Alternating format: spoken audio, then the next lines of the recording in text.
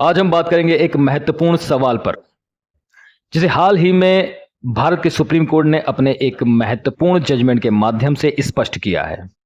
सवाल है, क्या सिर्फ मैरिज सर्टिफिकेट के रजिस्ट्रेशन मात्र से एक पुरुष और एक महिला को पति पत्नी का दर्जा मिल सकता है, अगर शादी के धार्मिक संस्कार पूरे ना किए गए हों तो? इस मामले का नाम है डॉली रानी बनाम मनीष कुमार चंचल। जी हां दोस्तों, सुप्रीम कोर्ट ने इस मामले में हिंदू विवाह अधिनियम 1955 की धारा 7 और 8 को आधार बनाया है। धारा 7 कहती है कि हिंदू विवाह तभी वैध होगा जब वह प्रचलित धार्मिक रीति रिवाज और विधियों के अनुसार संपन्न किया गया हो। यदि अनिवार्य रस्में पूरी नहीं की गई हैं तो विवाह को कानूनन मान्यता नहीं दी जा सकती। सप्तपदी अर्थात 7 फेरे लेना विवाह की रस्मों में एक महत्वपूर्ण रस्म है और यह विवाह की रस्मों में शामिल है। तो विवाह केवल तभी पूरा और बाध्यकारी माना जाएगा जब दूल्हा और दुल्हन सप्तपदी की रस्म को पूरा करते हैं। धारा 8 विवाह पंजीकरण की प्रक्रिया बताती है। यह केवल प्रमाण के रूप में काम करती है, वे विवाह नहीं करवाती।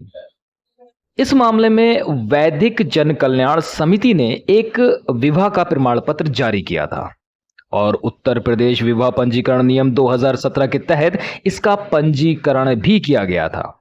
लेकिन सुप्रीम कोर्ट ने कहा, जब तक वास्तविक संस्कार नहीं हुए यह रजिस्ट्रेशन कानूनी रूप से अमान्य है, अर्थात इनवैलिड घोषित किया गया। इस मामले में दोनों पक्षों ने एक संयुक्त याचिका दायर कर यह स्वीकार किया कि उनके बीच कोई वास्तविक विवाह संस्कार नहीं हुआ था। इस पर सुप्रीम कोर्ट ने अनुच्छेद 142 के अंतर्गत यह घोषित किया कि न केवल विवाह अमान्य है बल्कि उससे जुड़ी सभी कार्रवाइयां जैसे तलाक की याचिका, भरण पोषण का मुकदमा और आपराधिक मामला, ये सब के सब स्वतः समाप्त माने जाएंगे। इस प्रकार अनुच्छेद 142 का प्रयोग करके न्यायालय ने पूरा न्याय किया और दोनों पक्षों को स्वतंत्र जीवन जीने की अनुमति दी। न्यायालय ने यह भी स्पष्ट किया कि हिंदू विवाह केवल सामाजिक या कानूनी व्यवस्था नहीं है बल्कि यह एक धार्मिक और आत्मिक बंधन है। न्यायालय ने स्पष्ट किया कि जब तक धार्मिक संस्कार पूरे नहीं होते तब तक विवाह वैध नहीं माना जाएगा। न्यायालय ने उस प्रवृत्ति की भी आलोचना की जिसमें युवा जोड़े केवल व्यवहारिक लाभ जैसे वीजा, विदेश यात्रा या नौकरी के लिए बिना विवाह संस्कार किए पंजीकरण करवा लेते हैं, अर्थात मैरिज सर्टिफिकेट जारी करवा लेते हैं।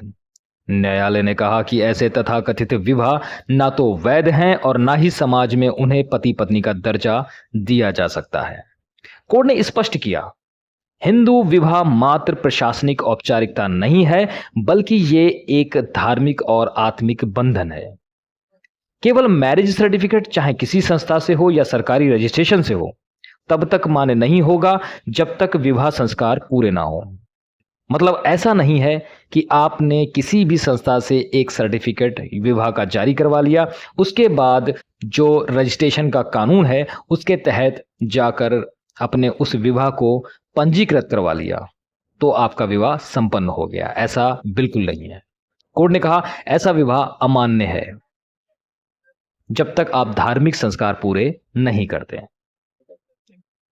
सुप्रीम कोर्ट ने यह भी कहा कि अगर आप धार्मिक रस्मों के बिना शादी करना चाहते हैं तो इसके लिए स्पेशल मैरिज एक्ट 1954 के अंतर्गत आप विवाह कर सकते हैं।